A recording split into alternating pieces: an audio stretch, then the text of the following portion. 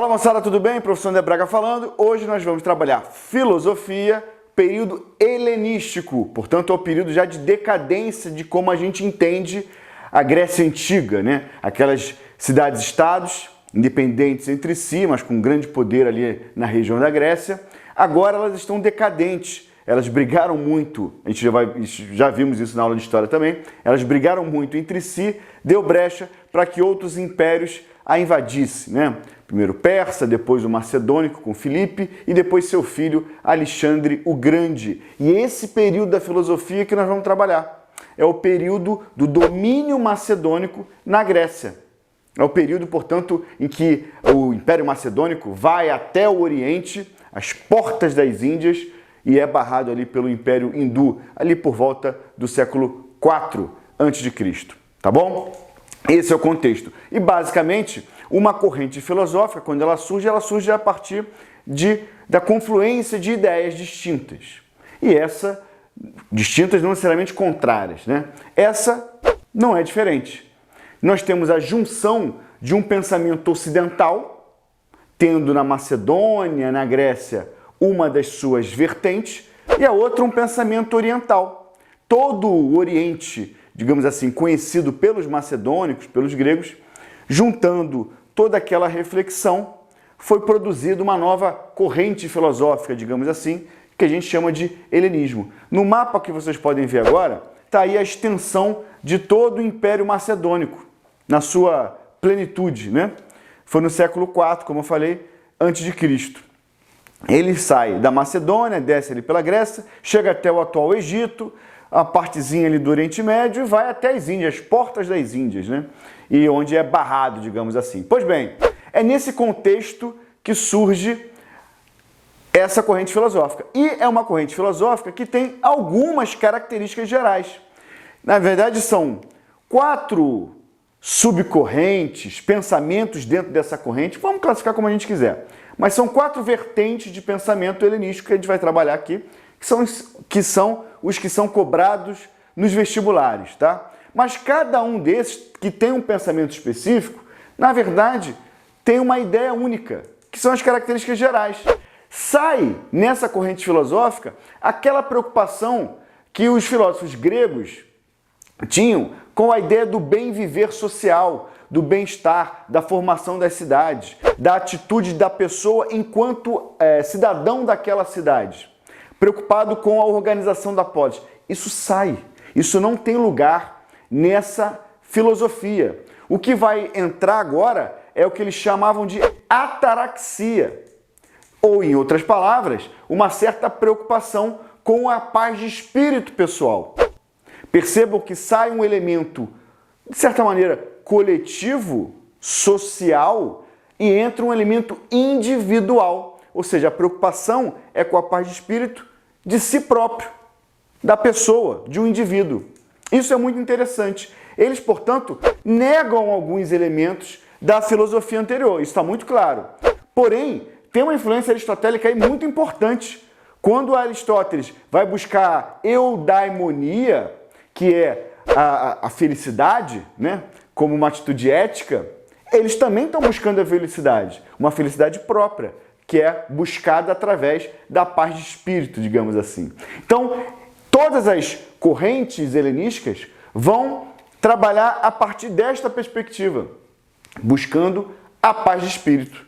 E a gente vai começar com uma corrente que é interessante, né? Porque não tem a conotação, o significado do nome não tem a conotação que tem hoje, que é o cinismo. Quando a gente fala assim, fulano é cínico, geralmente quando você pergunta isso para o aluno fala, cínico tem a ver com falso, são as falcianes, os falsos... Enfim, não tem a ver com isso não. Cínico vem de sino, cão. Só lembrar, quem tem cão e já passou por isso, infelizmente, aquela doença sinomose, né? Então, lembra dessa nomenclatura para lembrar de cinismo, que tem a ver com cão. A gente tem 2 figuras importantes nessa corrente filosófica, como eu estou mostrando para vocês aí, ó, o Antístenes e o Diógenes de Sinope. O Antístenes, na verdade, era um discípulo de Aristóteles, era o cara que cria essa filosofia, Mas onde a gente vai focar um pouco mais é no Diógenes. Ele vai trabalhar a seguinte perspectiva. A vida cotidiana, na vida cotidiana, precisamos buscar a naturalidade cada vez maior da pessoa. Ou seja, nós precisamos ter uma vida natural, com os nossos próprios desejos no nosso cotidiano. Isso na prática significa que nós devemos desrespeitar as convenções naturais ou as convenções sociais. Aí vem a jogada do nome, tal como um cão. E mais especificamente, os cães livres. Os cães de rua, por exemplo. Eles comem quando eles querem comer, eles dormem quando eles querem dormir e assim vai. Eles são livres, eles não respeitam nenhuma convenção social. E esse é um ponto importante, porque o que ele está buscando, o Diógenes, é, na verdade, esta liberdade de ser quem ele quiser ser. Tanto que o próprio Diógenes foge dessa vida cheia de regras sociais. Ele vai morar, tipo, num barril do Chaves, sabe? E vai viver a sua vida, grande parte dela, nesse esquema. Vai viver num barril, isolado da civilização daquele local. Ele vai viver isolado. Tem uma passagem interessante sobre o Alexandre e ele, o Alexandre o Grande e ele já era um filósofo conhecido, e o Alexandre, visitando aquela região, vai conhecê-lo e fala, olha, Diógenes, tudo que você precisar, me fala que eu te dou. Alguma coisa nesse sentido, né? Tudo que você quiser, me faça um pedido que eu cumpro para você. E o Diógenes estava nu, tomando banho de sol. E ele fala para Alexandre, eu só quero que você saia da frente do meu sol. Isso é muito emblemático. Isso é uma história real, pelo menos ao que parece. Mas isso é emblemático mesmo que não fosse real, porque sintetiza claramente como é a perspectiva do Diógenes, um filósofo cínico, que mostra que ele não está preocupado com convenções sociais, ele não estava preocupado que o Alexandre tinha cargos disso ou daquilo. Era um ser humano que estava na frente do sol dele. Só isso. Portanto, agora, numa filosofia popular de boteco, basicamente o que ele está dizendo é não fazer coisas apenas para agradar aos outros. Saiba dizer não. Alguma coisa nesse sentido, sabe? Então, nós temos essa perspectiva do cinismo, né? Não, e é diferente de ser cínico no popular aqui, né? O cinismo, portanto, nesse caso é ser livre. Livre, inclusive, das convenções que te prendem, das convenções sociais. Sabe aquela festa chata que tu tem que ir para fazer média para alguém? Para essa corrente filosófica, não vá. Não é necessário. Beleza? Vamos para a segunda agora. Ceticismo pirrônico, ou só ceticismo. Eu coloquei aí 3 autores para vocês, né? O mais importante deles, que a gente vai trabalhar aqui, é o Pirro de Elis. E a reflexão dele é bem interessante pelo seguinte. Ele é um companheiro de viagem do Alexandre e ele observa os monges tibetanos e a calma que eles apresentam. E ele fala, cara, por que esses caras são tão calmos, mesmo diante de um mundo aí meio complicado, dos problemas e tal? E a reflexão que ele chega é essa. Diante da impossibilidade de se conhecer completamente a verdade, eu prefiro não tomar partido. E aí, ao não tomar partido, ele vive bem. Pois bem, então, como é que o Pirro vai fazer como se fosse um manual, digamos assim, de como viver bem em relação a isso? Como filósofo, ele vai sempre buscar a verdade. E essa é a grande marca do Sócrates. Uma das razões para se dividir a filosofia como pré-socrática e a partir de Sócrates é que ele inaugura essa ideia da busca pela verdade. Não é o primeiro, o único, mas é o mais importante nesse sentido. Pois bem, essa busca pela verdade, ela nem sempre encontra uma ideia única. Porque há, às vezes, conflitos entre teorias. E nos conflitos entre as teorias, se há uma equivalência das teorias, ou seja, está no campo da discussão e não no campo da agressão, beleza. então eu vou fazer a suspensão dos juízos. Eu não vou tomar partido.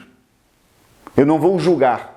O que eu tenho que fazer é ter um olhar superior, e quando eu falo superior, coloquei no vídeo uma brincadeira, é um superior geográfico. Não superior de autoridade moral, né? Um olhar de superioridade, não. Superior geográfico. Se eleva em relação à questão e olha de cima com um olhar panorâmico. Analisa, mas não precisa se posicionar. Entende? Isso vai te trazer paz de espírito. Por que eu coloquei aí? E é o que se fala, né? o que se pensa no ceticismo, sobre equivalência das teorias. Bom, se está havendo uma agressão, não há equivalência. Se está havendo um debate, uma discussão, aí está no mesmo campo. E aí, neste campo de igualdade, eu não devo me meter. Eu quero fazer duas reflexões com vocês. É preciso nos posicionarmos o tempo todo sobre tudo, como ocorre hoje na era das redes sociais? Temos opinião sobre tudo, sobre todo mundo, o tempo todo, sobre todos os assuntos. Aí minha reflexão é, a gente precisa ter uma resposta sobre isso, mas é importante a reflexão. Precisamos ter resposta sobre tudo, o tempo todo? Você já votou em algum candidato ou candidata porque concordava com a maioria das coisas e não 100% das coisas? É isso. Se você não concorda 100%, você precisa se posicionar. São reflexões importantes que o ceticismo traz para a gente. Você já ficou, uma segunda reflexão, você já ficou ao lado de alguém numa briga só porque tinha mais amizade, mesmo que não concordava tanto? Se essas pessoas se acertarem, você vai ficar para trás depois. Você olha a briga, essa briga ocorre, você toma lado, a pessoa que você não ficou do lado vai ficar chateada com você, depois aquelas duas pessoas que brigaram se resolvem e você fica de fora. Já aconteceu isso? Se não aconteceu, isso é muito comum acontecer. Por isso que não vale a pena, segundo essa reflexão ceticista. Não vale a pena. Só analisa, não julga. E atenção, né? Isso não significa ser isentão ou isentona. Significa se posicionar, mas não quando a sua paz de espírito estiver em jogo. Para você manter a sua paz de espírito de boa, você não pode se posicionar? Não se posicione. Lembrando que esta corrente filosófica, ela está pensando, em última análise, em paz de espírito, felicidade. Então é nessa perspectiva que o ceticismo vai falar. Não compre briga desnecessária.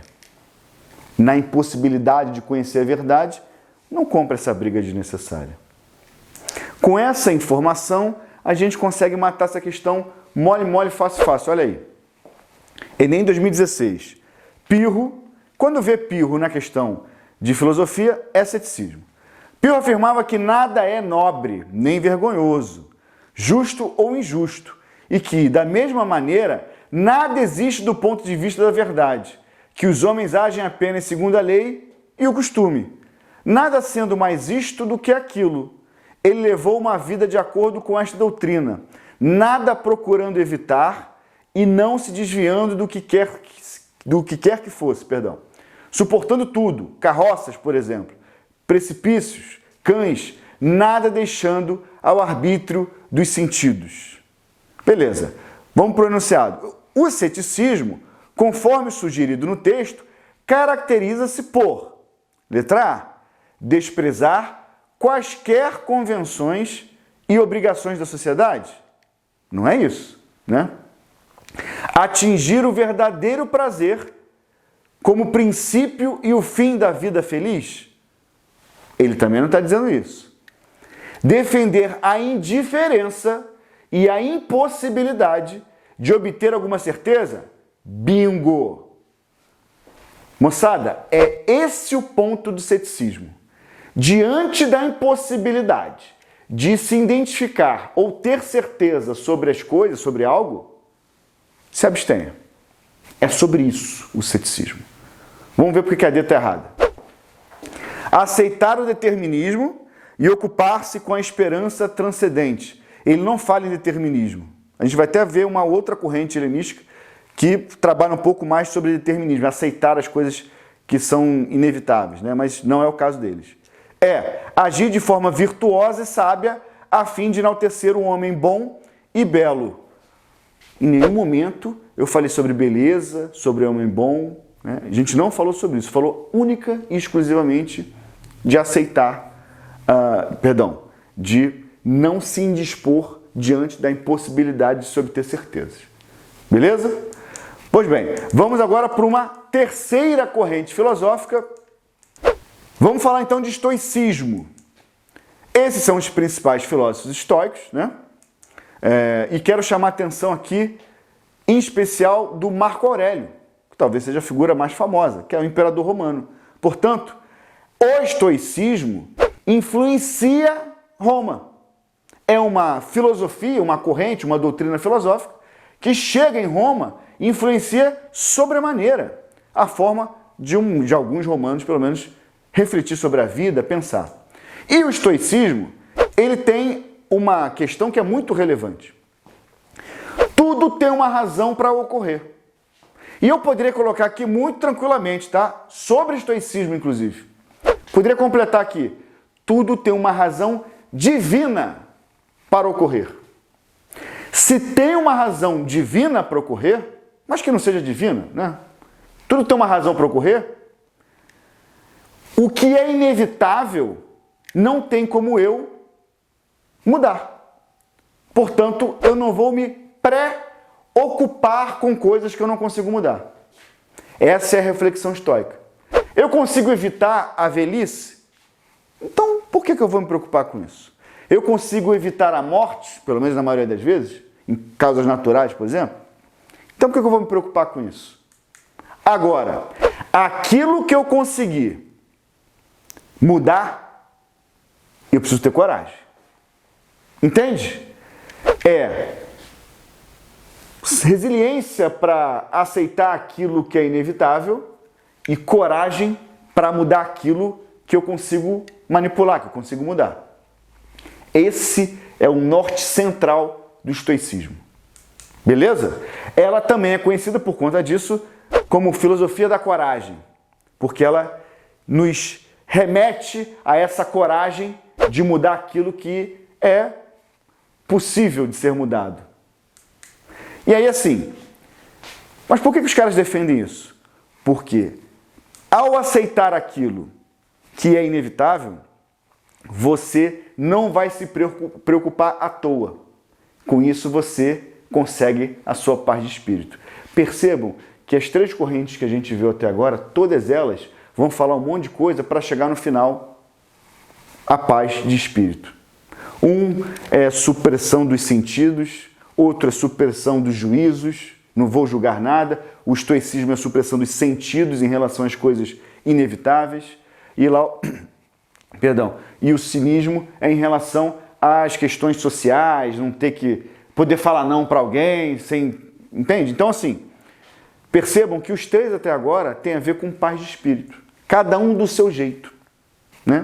Então, como é que os estoicos vão falar? Olha, eu busco a ataroxia, a minha paz de espírito, através da apatheia, nome deles, que seria a tal da supressão dos sentidos.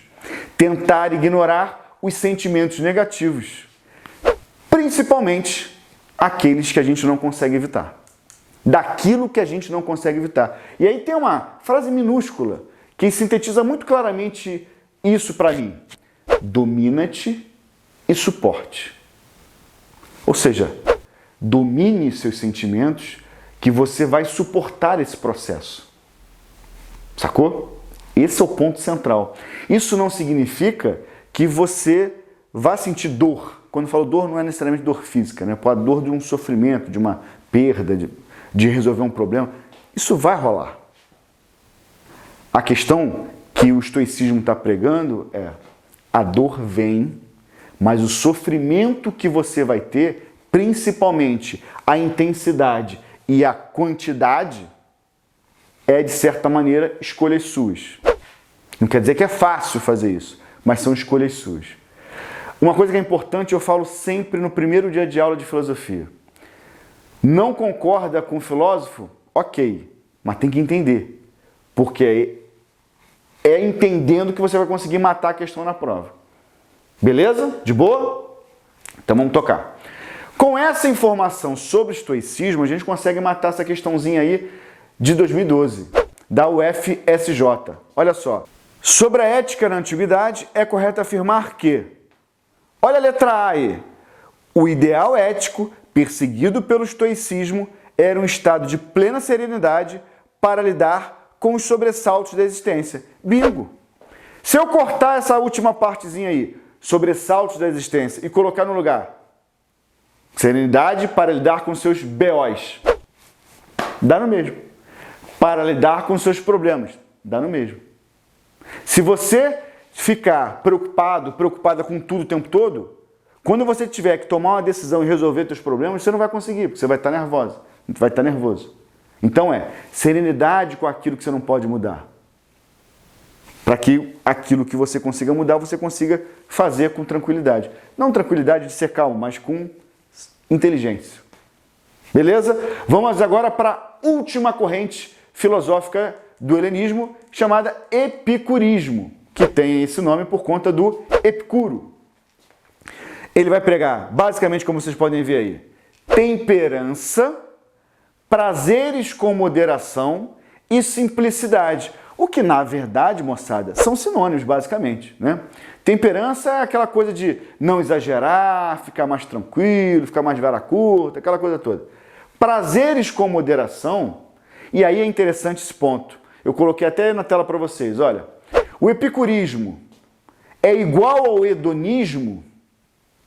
Eu coloco essa interrogaçãozinha. Por que eu coloco? Tem alguns professores, algumas apostilas, alguns livros que vocês vão ler que vai falar que não é hedonismo.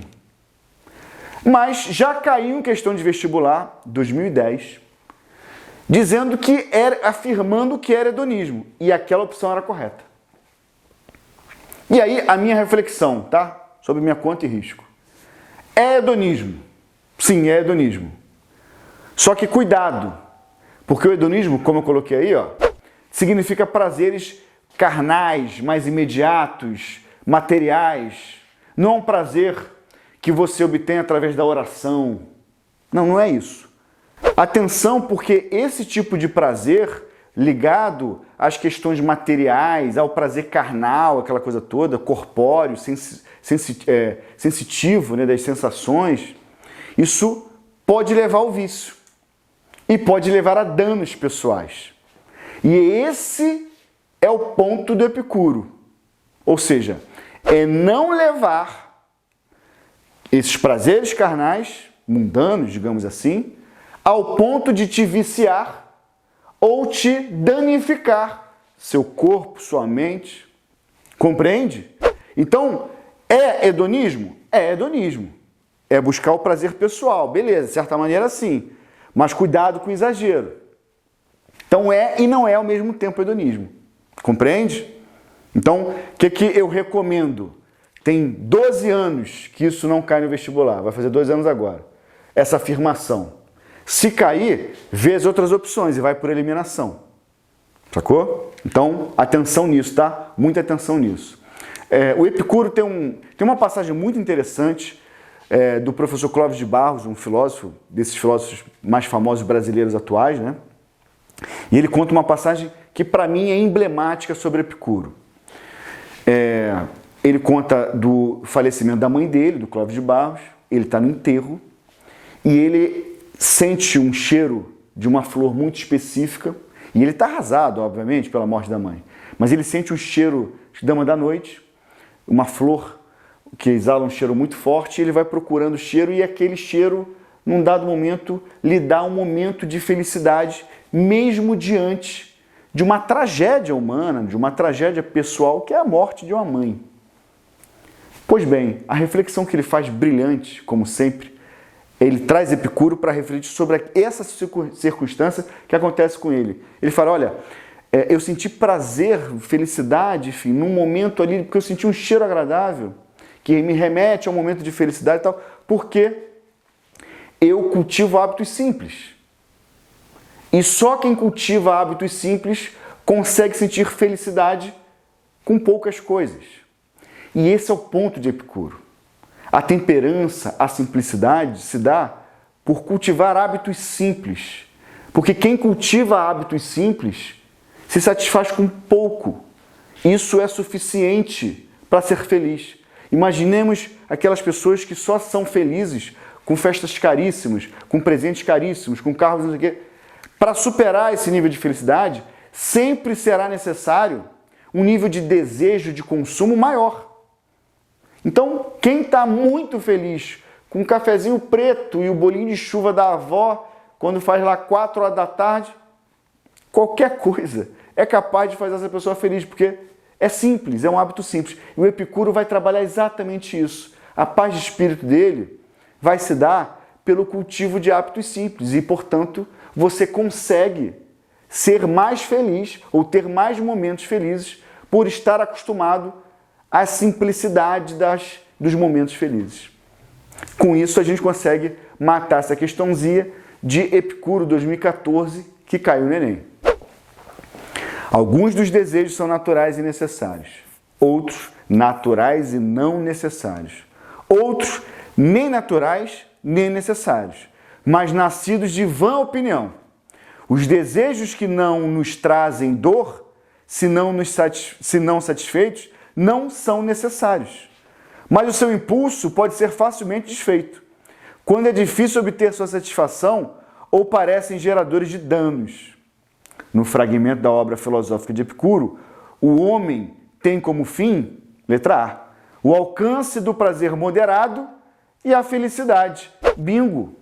Bingo! Vamos à letra B. Valorizar os deveres e as obrigações sociais. Nenhum filósofo do helenismo vai falar isso. Nenhum, pelo contrário, né? Letra C.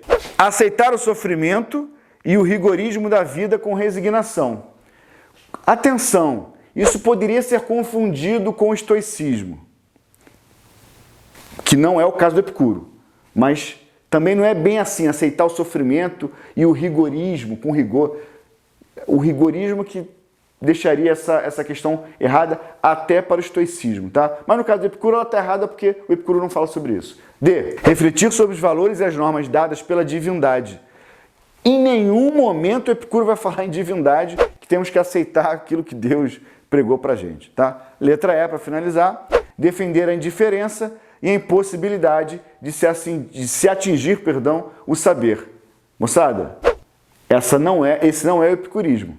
É uma outra corrente filosófica do helenismo, mas não é o epicurismo, né? É o ceticismo. Então, essa não se refere ao Epicuro, letra A, bingo. Moçada, a gente encerra aqui essa aula de helenismo, que basicamente é uma corrente filosófica pós-ápice do modelo grego das polis, das cidades-estados, já sob domínio macedônico e depois sob domínio romano, que vai falar basicamente: obtenha paz de espírito, seja feliz, menos é mais, digamos assim. Um abraço, moçada, até a próxima.